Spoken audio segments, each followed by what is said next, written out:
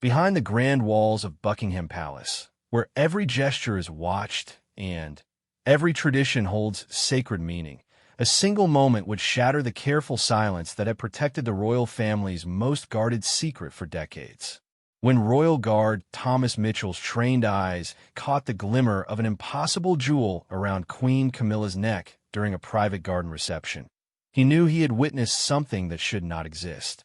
The sapphire and diamond necklace he observed had been buried with Queen Elizabeth II just months before, sealed forever in her coffin according to royal protocol. Yet here it was, catching the afternoon sunlight, as if mocking death itself. What Thomas didn't know was that this single observation would unravel a web of palace intrigue spanning generations, revealing hidden rooms, secret correspondences, and a truth so shocking that it would force the monarchy to confront its darkest chapter. As whispers began to spread through the palace corridors, and loyal servants found themselves torn between duty and conscience, one question echoed through the ancient halls. If the queen's most precious jewel was not resting with her in eternal peace, what other secrets had been disturbed in the royal crypts? The crown had weathered scandals before, but nothing had prepared them for the storm that was about to break when the truth about the missing jewel finally emerged from the shadows of the royal vaults. Thomas Mitchell had served as a royal guard for 12 years, and in all that time, he had never questioned what he saw. His training had taught him to observe everything and say nothing, to be the silent protector who blended into the background of royal life. But on that crisp October afternoon, as autumn leaves danced across the palace gardens, Thomas found himself staring at something that made his blood run cold. Queen Camilla was hosting a small gathering for children's charity representatives in the private palace gardens. The event was meant to be informal, away from the public eye and media attention. Thomas stood at his designated position near the rose bushes, his eyes automatically scanning the perimeter for any potential threats. It was during one of these routine sweeps that he noticed the necklace. The afternoon sun had broken through the clouds at just the right angle, sending a brilliant flash of blue light across the garden. Thomas traced the source of the reflection to Queen Camilla's neck, where a stunning sapphire and diamond necklace caught the light like captured starfire. The piece was extraordinary, with a central sapphire the size of a robin's egg, surrounded by perfectly cut diamonds that seemed to dance with their own inner light. But Thomas recognized this necklace. Every royal guard was required to study the crown jewels and important royal artifacts as part of their security training. This particular piece was known as the Queen's Heart, a necklace that had been personally crafted for Queen Elizabeth II in 1953 to celebrate her coronation. The piece had been her most treasured personal jewel, worn only on the most special occasions and never photographed for public viewing. Thomas remembered the solemn ceremony just 4 months ago when Queen Elizabeth II had been laid to rest. He had stood guard during the private family viewing, and he distinctly remembered seeing this very necklace placed around the Queen's neck before the coffin was sealed. According to royal tradition, the Queen's most personal and beloved jewelry was buried with her, never to be removed or replaced. Yet here it was, adorning Queen Camilla's neck as she laughed with charity workers and sipped afternoon tea. Thomas felt his hands begin to shake slightly as the implications hit him. Royal burial protocols were sacred and absolute. No one, not even the new king, would dare disturb the Queen's final rest. The necklace he was seeing should be 6 feet underground in the royal vault, sealed forever with the late Queen's remains. As the afternoon progressed, Thomas found it impossible to focus on his security duties. His eyes kept drifting back to the necklace, hoping he had made a mistake, that perhaps it was merely a replica or a similar piece. But the longer he observed it, the more certain he became. Every detail matched his memory perfectly, from the unusual cut of the central sapphire to the distinctive way the diamonds were set in clusters of 3 around the band. The charity event ended without incident, but as Queen Camilla made her way back toward the palace, she paused near Thomas's position. For a brief moment, their eyes met, and Thomas saw something unexpected in her expression. It wasn't the usual polite acknowledgement he was accustomed to receiving from royalty. Instead, he saw what looked like fear, quickly masked but unmistakable to his trained eye. "Beautiful afternoon, isn't it, Thomas?" Queen Camilla said softly, her hand unconsciously moving to touch the necklace at her throat. "Yes, Your Majesty," Thomas replied, maintaining his professional composure despite the turmoil in his mind. Queen Camilla studied his face for a moment longer than necessary before nodding and continuing toward the palace entrance. As she walked away, Thomas noticed that she kept one hand protectively over the necklace, as if shielding it from view. That evening, Thomas sat in his small apartment beyond the palace grounds, unable to shake what he had witnessed. He had always prided himself on following orders without question, on being the perfect soldier who never wavered in his duty.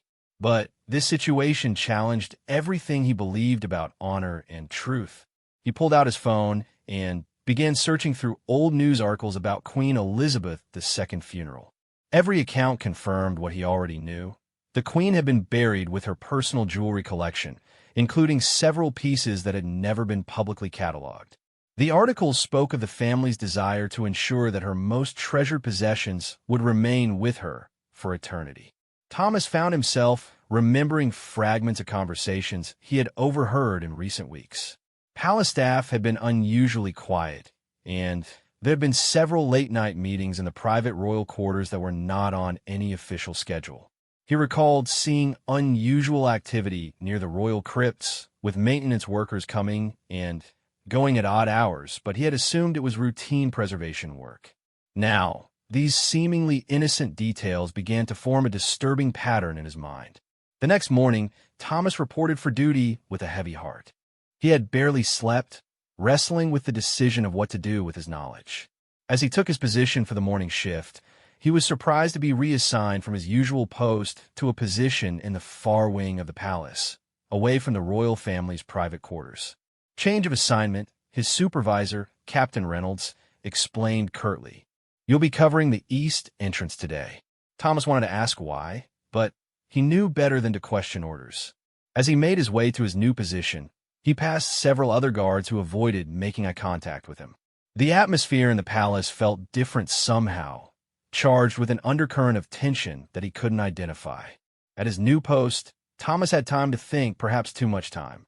He found himself wondering if his reaction to the necklace had been more obvious than he thought. Had Queen Camilla somehow sensed his recognition? Was his reassignment a coincidence? Or was he being moved away from sensitive areas for a reason? As the day progressed, Thomas noticed other unusual things. Several members of the palace staff seemed nervous, jumping at sudden sounds and speaking in hushed whispers when they thought no one was listening. There was an unusual number of private meetings being held in offices that were typically used only for storage, and he observed several individuals he didn't recognize entering and leaving through service entrances. By mid-afternoon, Thomas had made his decision. He couldn't ignore what he had seen, and he couldn't pretend that everything was normal when it clearly wasn't. The oath he had taken as a royal guard was to protect the monarchy, but what happened when protecting the monarchy meant confronting the monarchy itself? During his break, Thomas made his way to the palace archives, a vast library that contained historical records and documentation about royal protocols.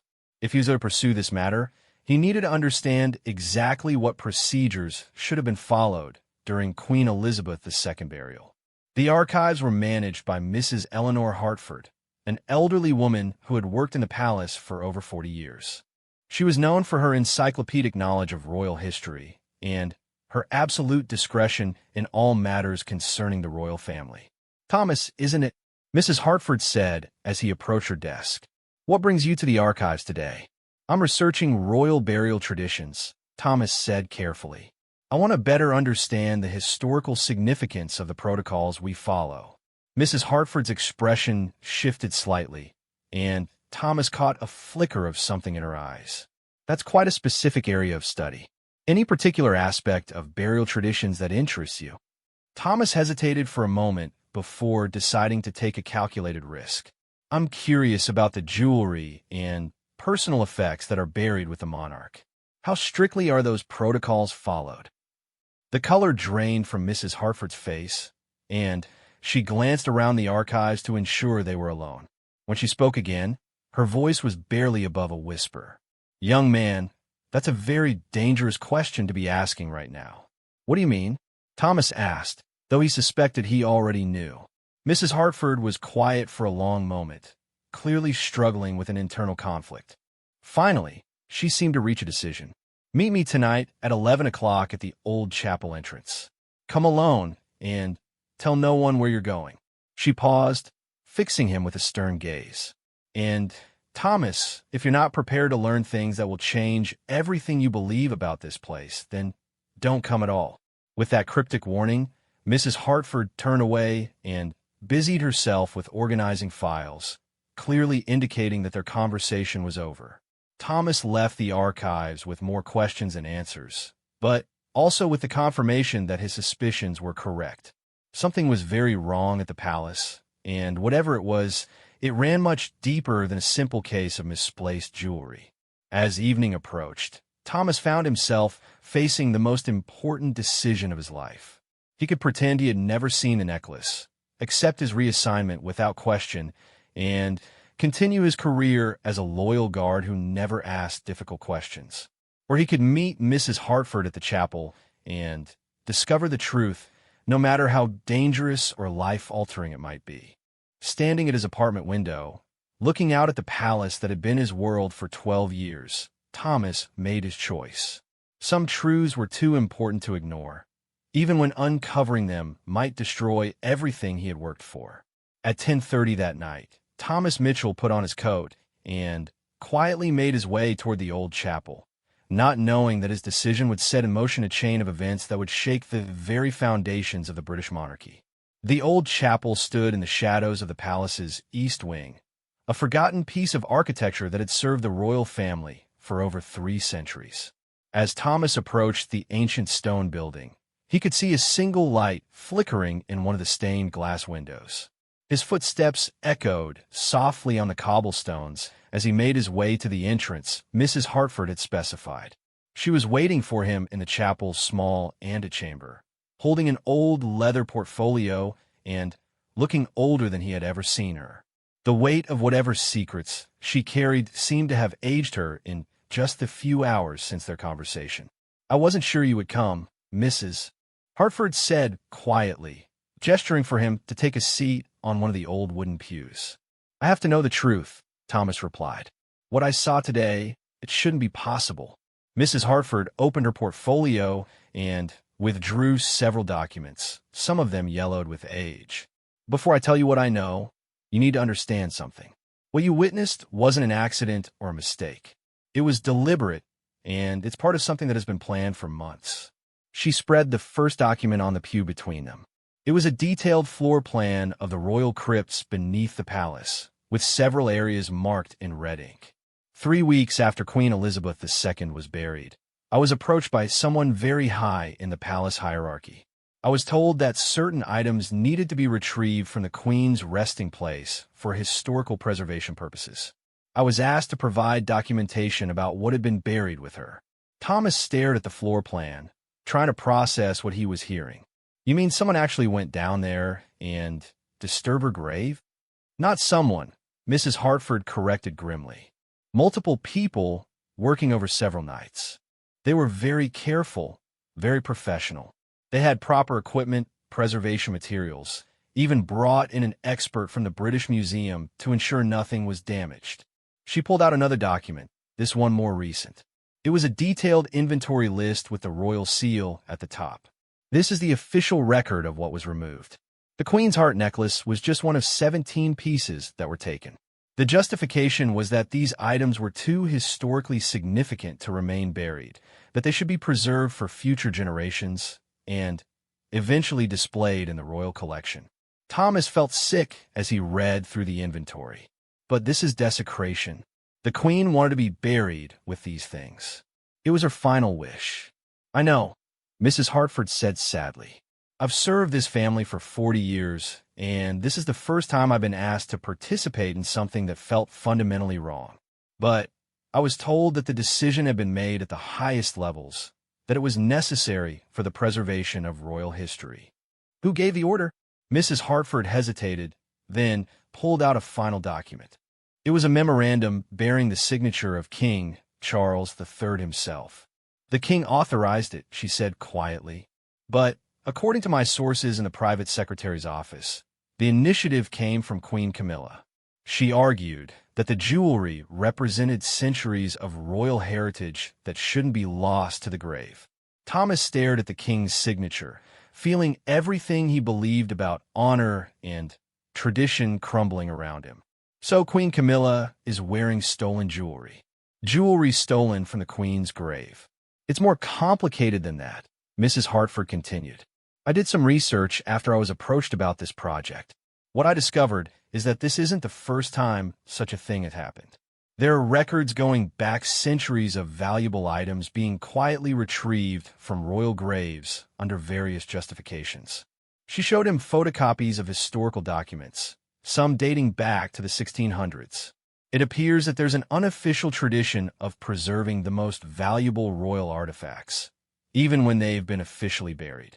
The public and even most palace staff believe that these items remain with the deceased monarchs, but in reality, many of them are quietly moved to secure storage after a respectful waiting period. Thomas felt overwhelmed by this revelation. But you're saying this is normal? That it's acceptable? No, Mrs. Hartford said firmly. What I'm saying is that it's historical precedent, but that doesn't make it right. And there's something else you need to know about this particular situation. She leaned closer, lowering her voice even further.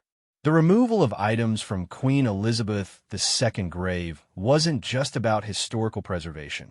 I've been monitoring the situation closely, and I believe Queen Camilla has been wearing several of the retrieved pieces publicly, not just the necklace you observed.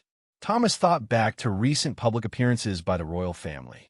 He remembered noticing that Queen Camilla had been wearing some particularly stunning jewelry at state functions, pieces he hadn't recognized from the official royal collection. She's been gradually introducing the stolen items into her regular wardrobe, Mrs. Hartford continued. My theory is that she's testing public reaction, seeing if anyone notices or raises questions about pieces that should no longer exist. But why would she take such a risk? Surely she has access to plenty of other jewelry. Mrs. Hartford's expression became even more grave. Because I believe this is about more than just jewelry. I think Queen Camilla is making a statement about her position in the royal hierarchy. By wearing Queen Elizabeth II's most personal and treasured pieces, she's symbolically claiming the late queen's legacy. This possibility sent chills down Thomas's spine. The implications were staggering. If Mrs. Hartford was correct, then Queen Camilla wasn't just wearing stolen jewelry. She was using grave robbery as a means of political positioning within the royal family. There's something else, Mrs. Hartford said, pulling out a small photograph. This was taken during one of the retrieval operations. The black and white photograph showed several figures in the underground crypt, carefully removing items from what was obviously a royal coffin. Even in the dim lighting, Thomas could make out the distinctive features of someone he recognized as the palace's head of security. This operation had official sanction at the highest levels, Mrs. Hartford explained. It wasn't some rogue operation by grave robbers. This was authorized and supervised by people at the very top of the palace hierarchy. Thomas studied the photograph, feeling his worldview shift completely. Everything he had believed about the dignity and honor of royal service was being stripped away layer by layer. What are we supposed to do with this information? He asked finally. Mrs. Hartford closed her portfolio and sat back. That's the question I've been wrestling with for months. I could go public with this information, but who would believe me? And even if they did, what would be the consequences for the monarchy itself? The consequences for the truth should matter more than the consequences for the monarchy, Thomas said firmly. Should they? Mrs. Hartford challenged. If this information becomes public, it could destroy the royal family's credibility permanently. Is exposing this deception worth potentially ending centuries of tradition and stability? Thomas didn't have an easy answer to that question. He had sworn an oath to protect the monarchy, but that oath had been based on the assumption that the monarchy was worthy of protection. There's another consideration, Mrs. Hartford continued. If we expose this situation, we won't just be challenging Queen Camilla or even King Charles. We'll be revealing that this kind of deception has been happening for centuries. We'll be suggesting that much of what the public believes about royal traditions and honor is fundamentally false. They sat in silence for several minutes, both lost in their own thoughts. The weight of the secret they now shared felt crushing. I need to see more evidence, Thomas said finally. If we're going to make any kind of decision about this, I need to understand the full scope of what's happening. Mrs. Hartford nodded. I was hoping you would say that. I've been working alone on this investigation for too long. I need someone else who understands the implications of what we've uncovered. She stood up and gathered her documents. Tomorrow night, I could show you the storage facility where the retrieved items are being kept. You can see for yourself exactly what was taken and how it's being managed. Is that safe? Probably not, Mrs. Hartford admitted. But at this point, I'm not sure safety should be our primary concern. If we're going to pursue this, we need to be prepared for significant personal risk. As they prepared to leave the chapel, Mrs. Hartford turned to Thomas with a final warning. Once you see what I'm going to show you tomorrow, there will be no going back. You'll know too much to simply return to your normal duties and pretend nothing happened. Are you prepared for that? Thomas thought about his comfortable life as a royal guard, the security and prestige that came with his position, the simple certainty of following orders without question. Then he thought about Queen Elizabeth II remains lying in the royal crypt, violated and robbed of the possessions she had wanted to take into eternity. Yes, he said quietly. I'm prepared. As they left the chapel separately, Thomas felt as though he was walking away from everything he had once been. Tomorrow night, he would cross a line that would forever change his relationship with the institution he had served so faithfully. But as he made his way back to his apartment through the dark palace grounds, Thomas realized that the line had already been crossed the moment he had recognized that necklace around Queen Camilla's neck. Everything that happened from this point forward was simply a consequence of that single moment of recognition. The next day passed agonizingly slowly. Thomas performed his duties mechanically, hyper-aware of every conversation around him, every glance from his supervisors, every movement in the palace corridors. He found himself studying the faces of his fellow guards and palace staff, wondering who else might know the truth about what had happened in the royal crypts. Several times throughout the day, he caught sight of Queen Camilla at official functions, and each time he found himself scanning her jewelry collection with new eyes. Now that he knew what to look for, he began to recognize other pieces that seemed familiar from his training materials about the royal collection. A pair of diamond earrings at the morning reception, an emerald brooch at the afternoon tea, a sapphire ring that caught the light as she waved to visitors. How many of these pieces had been retrieved from Queen Elizabeth II's grave? How long had this deception been going on, and how many people were involved in maintaining it? As evening approached, Thomas prepared himself for what Mrs. Hartford had described as a point of no return.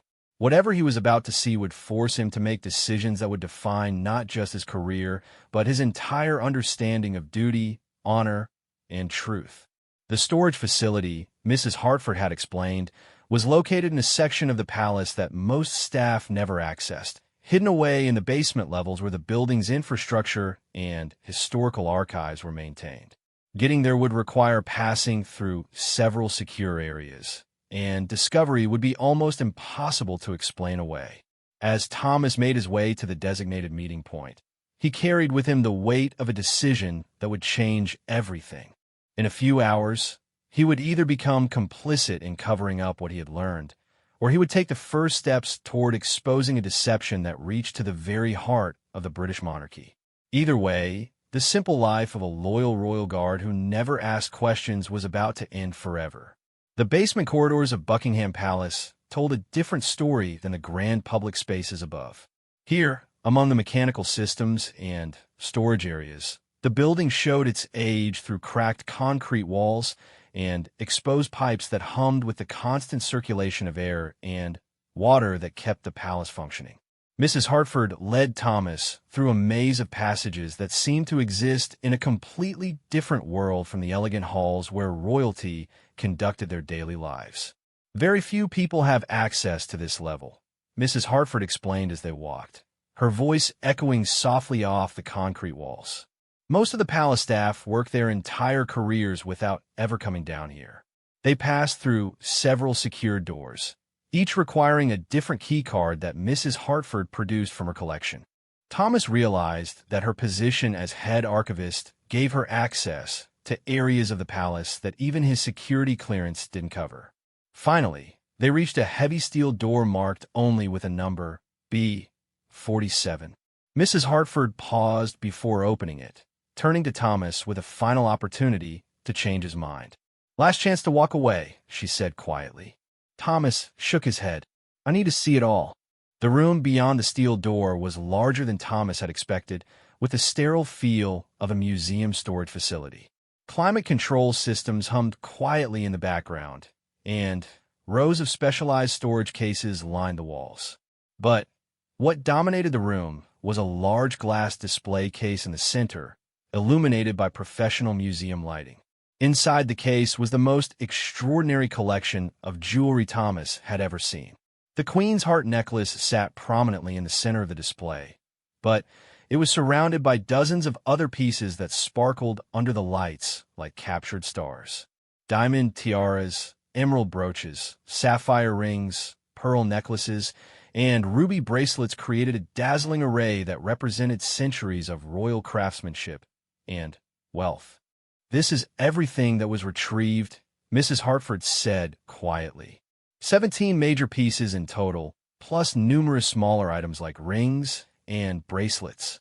Thomas approached the display case slowly, reading the small identification cards that accompanied each piece. Every item was labeled with its historical significance and the date it had been transferred to preservation storage. The clinical language couldn't disguise the reality of what had happened. This was a collection of grave goods, stolen from the dead. The total value of this collection is estimated at over £50 million, Mrs. Hartford continued. But the historical significance is incalculable. Some of these pieces date back to the 1600s and represent the finest examples of royal jewelry craftsmanship in existence. And Queen Camilla has been gradually introducing these pieces back into circulation. According to my observations, yes. The plan seems to be to slowly reintegrate these items into the active royal collection, probably over a period of several years. By the time the process is complete, most people will assume these pieces were always part of the accessible royal jewelry collection. Thomas studied a magnificent diamond tiara that dominated one corner of the display. According to its identification card, it had been worn by Queen Elizabeth II at her coronation and had been specifically requested to be buried with her as a symbol of her eternal reign. "This is criminal," Thomas said firmly. "I don't care what historical precedent there might be or what official authorization was given. This is grave robbery, and it's a betrayal of Queen Elizabeth II's final wishes." Mrs. Hartford nodded sadly. "I've reached the same conclusion. The question is what we're prepared to do about it." As they continued to examine the collection, Mrs. Hartford explained more of what she had learned about the operation. The retrieval had been carried out by a team of specialists, including museum preservation experts, security personnel, and even representatives from several prominent auction houses who had provided authentication and valuation services. The entire operation was documented with professional photography and detailed inventory reports, she explained, showing Thomas a thick file folder. They treated it like a legitimate archaeological excavation, complete with scientific methodology and preservation protocols. "That almost makes it worse," Thomas replied. "They turned grave robbing into an academic exercise." Mrs. Hartford led him to a computer workstation in the corner of the room where she accessed a secure database. "This system tracks every piece in the collection. It shows when items are removed for cleaning, authentication, or, she paused meaningfully, for use by members of the royal family. The database records confirmed what Thomas suspected. Over the past 3 months, various pieces have been checked out for official functions attended by Queen Camilla. The pattern was clear and deliberate. She's been building up to something, Mrs. Hartford observed. The frequency of checkouts has been increasing, and she's been selecting increasingly prominent pieces. Thomas studied the checkout records, noting that the Queen's heart necklace had been removed just 2 days before he had observed Queen Camilla wearing it in the garden. "What's the endgame here?" Thomas asked. "She can't possibly think she can wear these pieces indefinitely without someone noticing and asking questions. I believe the plan is to gradually normalize their presence until they become accepted parts of the royal collection again. In 5 or 10 years, when Queen Camilla appears at state functions wearing Queen Elizabeth II coronation tiara, most people won't remember or question where it came from." The sophistication of the scheme was impressive in its audacity.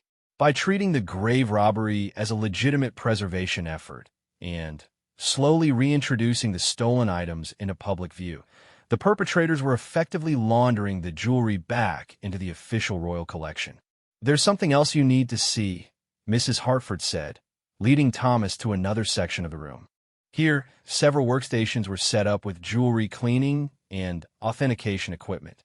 Professional photography lights and cameras were positioned to document each piece from multiple angles. It was clear that significant resources had been invested in this operation. "They're not just storing these items," Mrs. Hartford explained. "They're actively working on them. Cleaning, restoration, documentation, even some modifications to make certain pieces more suitable for modern wear." Thomas examined some of the photography equipment and realized that professional documentation was being created for each piece, probably to support their eventual reintegration into the official royal collection. "This operation has been planned and funded like a major museum acquisition project," he observed. "That's exactly what it is," Mrs. Hartford confirmed. "Except instead of acquiring pieces through legitimate means, they're stealing them from the dead." As they continued their exploration of the facility, Thomas became increasingly aware of the scope and sophistication of what they had uncovered. This wasn't a simple case of someone impulsively taking jewelry from a grave. It was a carefully orchestrated operation involving dozens of people and significant financial investment. "Who else knows about this place?" Thomas asked. "Based on the access logs I've been able to review, approximately 25 people have been in this facility since it was established. That includes preservation specialists, security personnel, administrative staff, and several members of the royal household." 25 people, Thomas repeated. "That's a lot of people to trust with a secret this explosive." "Which is why I believe we're running out of time," Mrs. Hartford said urgently. "With this many people involved, it's only a matter of time before someone else decides to speak up. If we're going to act on this information, we need to do it soon." They spent another hour in the facility documenting what they could with Mrs. Hartford's camera and making notes about the most significant pieces in the collection. By the time they prepared to leave, Thomas felt overwhelmed by the magnitude of what they had discovered. As they made their way back through the maze of basement corridors, Thomas wrestled with the decision he would have to make. The evidence was overwhelming and the moral implications were clear, but the practical consequences of exposing this information were staggering. "If we go public with this, what happens to the monarchy?" Thomas asked as they reached the upper levels of the palace. "Honestly don't know," Mrs. Hartford replied. "Public trust in the royal family has been damaged before, but nothing quite like this. The combination of grave desecration and deliberate deception could be devastating to their reputation." "And what happens to us?" Mrs. Hartford was quiet for a moment before answering. "We'll probably be destroyed professionally and possibly face legal consequences. The palace has significant resources for dealing with people they consider threats. But if we don't speak up, we become complicit in covering up the crime." "That's the choice we're facing," Mrs. Hartford agreed. "Complicity or consequences." They parted ways near the main palace entrance, agreeing to meet again the following evening to make their final decision about how to proceed. As Thomas walked back to his apartment, he felt the weight of impossible choices pressing down on him. The next day, Thomas found it almost impossible to concentrate on his duties. Every routine task felt meaningless when measured against the knowledge he carried. As he stood guard during a morning reception, he watched Queen Camilla interact with guests and wondered if anyone else could see the deception behind her elegant facade. During his lunch break, Thomas made a decision that surprised him. Instead of avoiding Queen Camilla, he deliberately positioned himself where she would see him during her afternoon walk through the palace gardens.